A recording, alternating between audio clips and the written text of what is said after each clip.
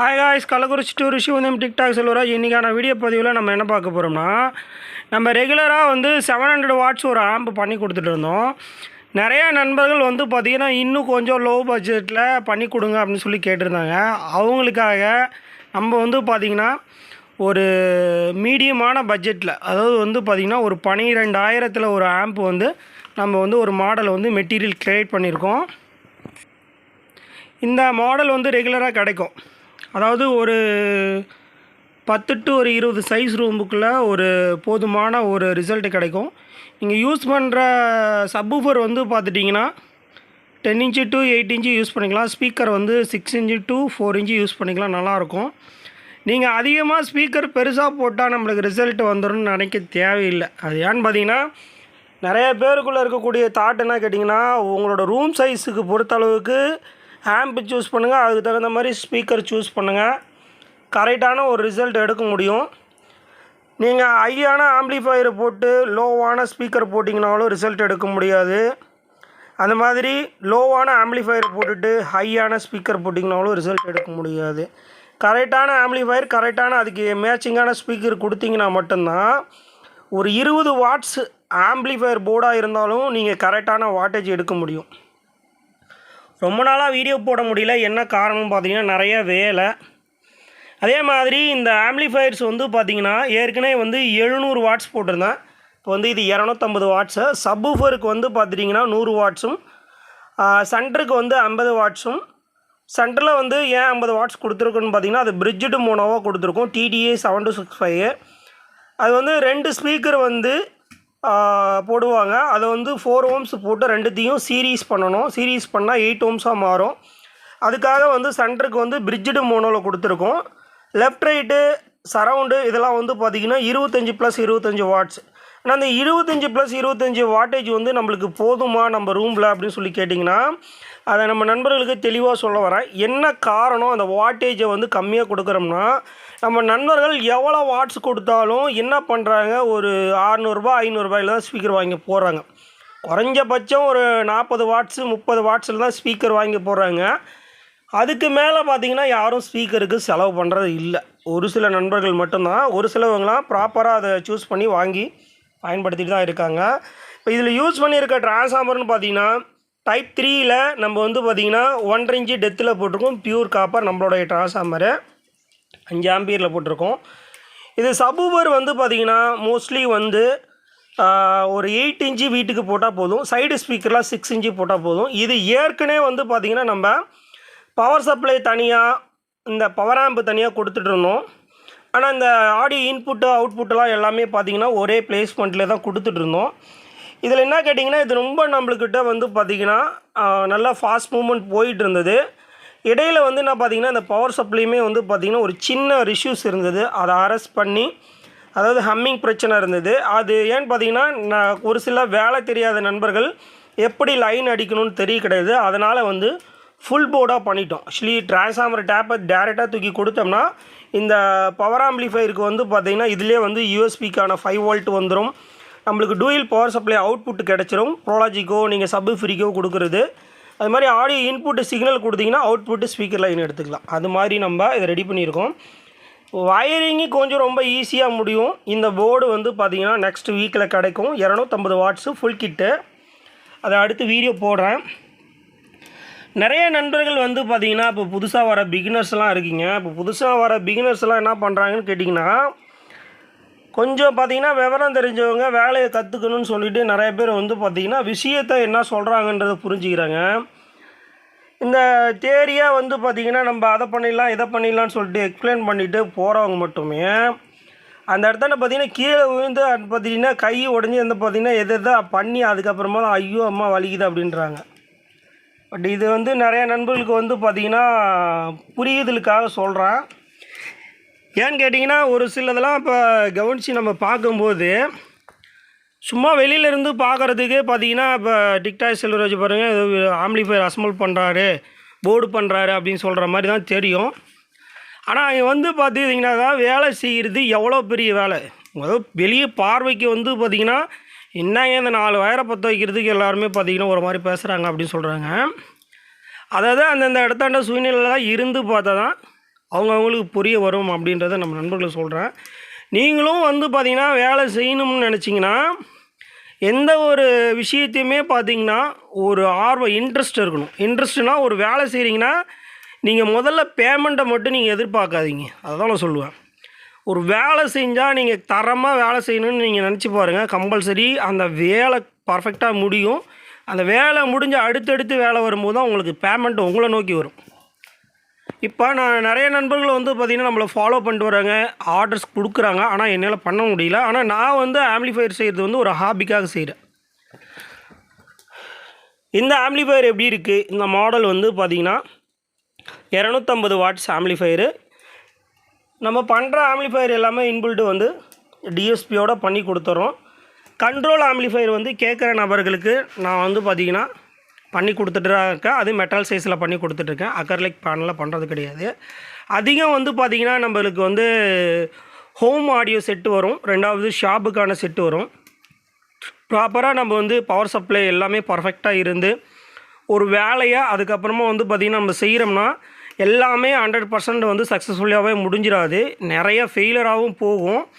ஏன்னா இது புதுசாக வர பிகினர்ஸுக்கு தான் சொல்கிறேன். நீங்கள் வந்து ஒரு விஷயத்தை கற்றுக்கிட்டிங்கன்னா, இப்போ நான் இங்கே வீடியோஸில் சொல்கிறது வந்து எனக்கு அது சரி வரும். அங்கே நீங்கள் இருக்கிற சுச்சுவேஷனுக்கு அது வேறு மாதிரி இருக்கும். இதுதான் ஃப்ரெண்ட்ஸ். என்ன பார்த்தீங்கன்னா, இந்த சென்னைக்கு ஒரு நண்பருக்கு இந்த ஆம்ப்ளிஃபையர் வந்து டெலிவரி செய்ய போகிறோம். என்ன பார்த்தீங்கன்னா, ரொம்ப நேரம் இதை பற்றி பேச விரும்பலை. ஆக்சுவலி இங்கே ஒரு ஸ்பீக்கர் ப்ரொடக்ஷன் பயன்படுத்தியிருக்கேன். ரெண்டாவது இங்கே ஒரு பவர் சப்ளை பவர் ஆம்ப் செட்டான போர்டு போட்டிருக்கேன். ஒரு கீழே ஒரு சப்பு பிரி வச்சுருக்கேன். இங்கே வந்து பார்த்திங்கன்னா ஒரு கண்ட்ரோல் பிசிபி போட்டிருக்கேன். இப்போ நான் நிறையா நண்பர்களுக்கு வந்து பார்த்திங்கன்னா சொல்லியிருப்பேன். இங்கே பாருங்கள், இந்த கண்ட்ரோல் பிசிபிலாம் வந்து இருங்க வர காமிக்கிறேன். இப்போ பாருங்கள், இந்த கண்ட்ரோலுக்கு கீழே ஒரு 1K இருக்கா? இது என்ன பண்ணியிருக்கேன் பாருங்கள். 1K ஆஃப் வாட் இருக்குது. இது என்ன பண்ணியிருக்கேன் அப்படின்றது வந்து ஏதோ விஷயம் இருக்குது. ஓகேங்களா? இது வந்து பார்த்திங்கன்னா காரணமாக தான் இங்கே சால்ட்ரு பண்ணியிருக்கேன். இந்த கண்ட்ரோலை கை வச்சாலோ கஸ்டமர் கை கிட்ட கொண்டு போனாலும் இந்த டிஸ்ட்ராக்ஷன் பிரச்சனை இருக்காது. நீங்கள் பாருங்கள், இந்த V1 பிசிபியில் கொடுத்துருப்பேன். அந்த இடத்தாண்ட பாருங்கள், ஒரு சின்ன பேடை கொடுத்துருப்பேன். உங்களுக்கு காமிக்கிறேன் பாருங்கள், தெரியுதுங்களா? ஒரு கொடி மாதிரி ஒரு ட்ராக் கொடுத்து கிரவுண்டு வந்து கீழே கொண்டு போய் சால்ட் அடிச்சிருக்கேன். இப்போ நம்ம வந்து இந்த மாதிரியெல்லாம் வேலை செய்கிறோம். இப்போ அந்த பக் போர்டு பார்த்துட்டிங்கன்னா வச்சிங்களேன், நம்ம எந்த பவர் சப்ளையுமே கொடுக்க தேவையில்லை. அப்படின்றது வந்து நம்ம டிரான்ஸ்ஃபார்மர்லேருந்து எடுக்கக்கூடிய வோல்ட்டு என்ன வோல்ட்டு, பக் போர்டு ஸ்டேஜில் இருந்து எடுக்கக்கூடிய வோல்ட்டு என்ன வோல்ட்டு, இதெல்லாம் தெரிஞ்சுக்கிங்க. பட் நம்ம நண்பர்கள் வந்து ஏன் இப்போ இந்த பவர் சப்ளைலேருந்தே வோல்டேஜ் இதுக்கு கொடுக்கக்கூடாதா அப்படின்னு நினச்சிக்கிட்டு இருக்கிறவங்களுக்குலாம் என்ன கேட்டிங்கன்னா, இதெல்லாம் எதுக்கு பயன்படுத்துகிறாங்க அப்படின்றத தெரிஞ்சுக்கிட்டு அதுக்கப்புறம் பார்த்திங்கன்னா நம்ம நண்பர்களுக்கு எக்ஸ்பிளைன் பண்ணுறதை பற்றி பிரச்சனை கிடையாது. இந்த பக் போர்டு ஸ்டேஜு, அதாவது square wave volt, sine wave volt இப்படிலாம் சொல்லுவாங்க. அதெல்லாம் நம்ம நண்பர்கள் தெரிஞ்சுக்கணும். ஷைன் வேவ்னா என்ன, ஸ்கொயர் வேவ்னா என்ன, ஏசி டிசி இப்படி நம்ம சொல்லிக்கிட்டே போகலாம். வோல்டேஜில் பல விதமான வோல்டேஜ் இருக்குது. இப்போ ஷைன் வேவில் நம்மளுக்கு எந்த மாதிரி வோல்டேஜ் கிடைக்கும், ஸ்கொயர் வேவில் எந்த மாதிரி கிடைக்கும், இப்போ வந்து பார்த்திங்கன்னா இதெல்லாம் வந்து நம்ம நண்பர்கள் தெரிஞ்சுக்கணும். நன்றி நண்பர்களே. இப்போ இந்த ஆம்ப்ளிஃபையரில் நான் என்னென்ன பண்ணியிருக்கேன் அப்படின்றத சொல்லியிருக்கேன். இந்த ஆம்ப்ளிஃபையரோட வயரிங் எப்படி இருக்குது அப்படின்ட்டு வீடியோஸ் கீழே கமெண்ட் பண்ணுங்கள். வீடியோ வந்து பார்த்திங்கன்னா அப்படியே எடிட் பண்ணாமல் தான் போடுறேன். இன்னும் அடுத்து பார்த்திங்கன்னா இன்னும் ஒரு 2-3 ஆம்ப்ளிஃபையர் அசம்பிளிங் இருக்குது. அதே மாதிரி நம்ம ஊட்டி கஸ்டமர் ஒரு ஆம்ப்ளிஃபையர் 750 வாட்ஸ் ஒரு ஆம்ப்ளிஃபையர் செய்தால் அந்த ஆம்ப்ளிஃபையர் வந்து நான் இன்னும் வீடியோ அப்லோட்ஸ் பண்ணலை. சேம் இதே பேனல் தான், இதே ஆம்ப்ளிஃபையர்ஸ் தான். நீங்கள் அடுத்தடுத்து வீடியோ போட்டுகிட்டே வரேன் பாருங்கள். அதை நான் இன்னும் அப்லோடே பண்ணல. என்ன பார்த்திங்கன்னா பர்சனல் வேலையாக இருந்ததுனால என்னால் பண்ண முடியல. அதை வீடியோ எடுத்து ரெடி பண்ணி வச்சுருக்கேன். அது வந்து பார்த்திங்கன்னா நான் இன்னும் எடிட் பண்ணலை. ஒரு சிலதில் வந்து பார்த்திங்கன்னா கொஞ்சம் அர்ஜென்ட் ஒர்க்காக இருந்ததுனால வெறும் வீடியோ மட்டும் எடுத்து அதில் வந்து எதுவுமே நான் பேச கிடையாது. பட் அது ஒரு சின்ன வீடியோ போடுறேன். ஏன்னா அது கஸ்டமரோட டீட்டெயில்ஸ் என்ன அப்படின்றத சொல்கிறேன். இந்த ஆம்ப்ளிஃபையரில் வந்து பார்த்திங்கன்னா கனெக்ஷன் வந்து பேக் சைடு எப்படி அப்படின்றதையும் சொல்லிடுறேன். இப்போ இங்கே பார்த்தீங்கன்னா 5.1 இது அவுட்புட்டு. இங்கே பாருங்கள், coaxial ARC optical aux input. Extreme ஆர்ம்ஸோட 106 டிஎஸ்பி கிட்டு ரிமோட் கிட்டு போட்டிருக்கோம். இந்த 5.1 நம்ம வந்து டிஎஸ்பி கிட்டு வச்சு பண்ணும்போது ஒரு விஷயம் மட்டும் நம்ம கரெக்டாக கனெக்ஷன் கொடுக்கணும். இந்த 4 ஸ்பீக்கர் இருக்குது பாருங்கள், இந்த ஃப்ரண்ட்டு 2 ரியர் 2 இருக்குது இல்லைங்களா, அந்த 4 ஸ்பீக்கர் வந்து நம்ம ரூம் செட்டப்பில் லெஃப்ட்டில் வந்து ரியர் ஃபிக்ஸ் பண்ணுறத லெஃப்ட் கனெக்ஷனில் கொடுக்கணும், ரைட்டில் ஃபிட் பண்ணுறத ரைட்டில் கொடுக்கணும். அந்த மாதிரி ஃப்ரண்ட்டு ஸ்பீக்கரும் லெஃப்ட்டுன்னா லெஃப்ட்டு, ரைட்டுன்னா ரைட். இப்போ இதில் வந்து பார்த்திங்கன்னா ஃப்ரண்ட்டு லெஃப்ட்டு இதில் மென்ஷன் பண்ண கிடையாது. உங்களுக்கு ஒரு புரிதலுக்கு மாதிரி சொல்லணும்னா, ஆம்பிளிஃபயருக்கு பேக் சைடில் இருந்தீங்கன்னா, இப்போ வந்து ஆம்பிளிஃபயருக்கு பேக் சைடில் நின்று தான் நீங்கள் கனெக்ஷன் போடுவீங்க. நம்மளோட ஆம்பிளிஃபயர்ஸ் எல்லாம் வந்து பேக் சைடு நின்று நீங்கள் கனெக்ஷன் போடுறீங்கன்னா, லெஃப்ட் சைடு, அதாவது நீங்கள் பேக் சைடு நின்று இருக்கும்போது லெஃப்ட் சைடு வந்து லெஃப்ட் சைடு, ரைட் சைடு வந்து ரைட் சைடு. இந்த 4 சேனலுக்கான விளக்கம் சொல்கிறேன். இப்போ உங்கள் கை வந்து லெஃப்ட் சைடு இருக்குங்களா, அந்த லெஃப்ட் சைடு வந்து லெஃப்ட் சைடு, ரைட் சைடு வந்து ரைட் சைடு. ஓகேங்களா, அந்த மாதிரி தான் நான் கனெக்ஷன் போட்டிருப்பேன். இப்போ இது என்னோடய லெஃப்ட் கை, இது வந்து லெஃப்ட்டில் வந்து இது லெஃப்ட்டு, அது மாதிரி கீழே ரியரும் லெஃப்ட்டு. ஓகேங்களா, ரைட் சைடு வந்து இந்த பக்கம் வந்து பார்த்திங்கன்னா ரைட்டு, ரியரும் ரைட்டு. சென்ட்ரு வந்து காமன் தான், சென்டர் சப்பு. ஓகேங்களா, அதுக்கு வந்து நீங்கள் எப்பயுமே கொடுக்குற மாதிரி கொடுத்துக்கலாம். ஏன்னா இந்த 4 ஸ்பீக்கர் கனெக்ஷன் கரெக்டாக கொடுத்தீங்கன்னா நீங்கள் 5.1 ஸ்க்ரீனில் ஒரு சின்ன விஷயம் எப்படி நகருதோ, அந்த ஸ்க்ரீனில் லெஃப்ட்டில் போகுதுன்னா லெஃப்ட்டில், ரைட்டில் போகுதுன்னா ரைட். இந்த 4 ஸ்பீக்கரை நீங்கள் கரெக்டாக கனெக்ட் பண்ணிங்கன்னா மட்டும்தான் உங்களுக்கு அந்த 5.1 ஃபீல் கிடைக்கும். ரெண்டாவது வாட்டேஜின்னா, நிறைய நண்பர்கள் வந்து சவுண்டுன்னு நினச்சிக்கிறாங்க. வாட்டேஜின்றது அந்த ஸ்பீக்கரோட கரண்ட் ரேட்டிங் டெத்தை தான் குறிக்கும். சவுண்டுன்றது சாதாரண நம்ம வந்து பார்த்திங்கன்னா 10 வாட்ஸில் கூட சவுண்டு கராம்புறான்னு கெயின் அதிகம் பண்ணி கத்த வைக்கலாம். அந்த குவாலிட்டினஸ், இந்த வாட்டேஜியை நம்ம கம்மியாக கொடுக்குறோம்னா, அந்த நம்மளுடைய பவர் ஆம்பில் நிறைய பேர் வந்து வால்யூம் கம்மியாக இருக்குன்னு, நீங்கள் கரெக்டான அந்த வால்யூமில் நீங்கள் இப்போ ஒரு 100 வாட்ஸ் ஆம்பு போகிறீங்கன்னா 100 வாட்ஸ் ஸ்பீக்கர் கம்பல்சரி பயன்படுத்துங்க. அது வந்து 8 ohmsனால் 8 ohms நீங்கள் பயன்படுத்தணும், 4 ohmsனால் 4 ohms அந்த ஐசிக்கு பயன்படுத்தணும். இந்த ஆம்பிளிஃபயரில் வந்து நான் என்னென்ன ஸ்பீக்கர் கொடுக்கணும் அப்படின்றத டீட்டெயிலாகவே படமாக வரைஞ்சிருக்கேன். ஏன்னா அப்போ தான் நம்ம நண்பர்களுக்கு வந்து ஒரு புரிதல் இருக்கும். அந்த மாதிரி நான் இப்போ செய்யக்கூடிய ஆம்பிளிஃபயர்லாம் ஒரு மாடலாகவே க்ரியேட் பண்ணிட்டு வரேன். இது ஒரு மாடலு. வேலை வந்து பார்த்திங்கன்னா வயரிங் இப்படி தான் இருக்கும். இப்போ பார்த்திங்கன்னா வரக்கூடிய கண்டினியூஸ் ஸ்பீக்கர் ப்ரொடக்ஷன் எல்லாமே இங்கே இந்த சாக்கெட்ஸுக்கிட்ட தான் கொடுத்துருப்பேன். வயரிங்கும் வந்து பார்த்திங்கன்னா டோட்டலாக அந்த ஆம்பிளிஃபயர் மாதிரியே கொண்டு வந்துட்டேன்.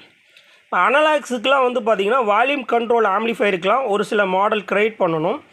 கம்பல்சரி அந்த மாடலை க்ரியேட் பண்ணிவிட்டு எல்லாத்துக்குமே வந்து நேம்ஸ் கொடுத்துருவேன். இப்போ இந்த மாடல் வந்து பார்த்திங்கன்னா டிஎஸ்கே 200 வாட்ஸ், அதாவது 250 வாட்ஸ் ஆம்பிளிஃபயர். இது போர்டுலேயும் இருக்கும், பட் ஆம்பிளிஃபயராக கேட்கும்போது அந்த டிஎஸ்கே 250 வாட்ஸ் ஆம்பிளிஃபயர், அவ்வளோதான். இந்த மாடலில் நீங்கள் டிஎஸ்பி வேணுமா, கண்ட்ரோல் வேணுமா அப்படின்றத நீங்கள் சூஸ் பண்ணி கேட்கணும். நன்றி நண்பர்களே, மீண்டும் நம்ம அடுத்த ஒரு வீடியோ பதிவில் சந்திப்போம். நன்றி.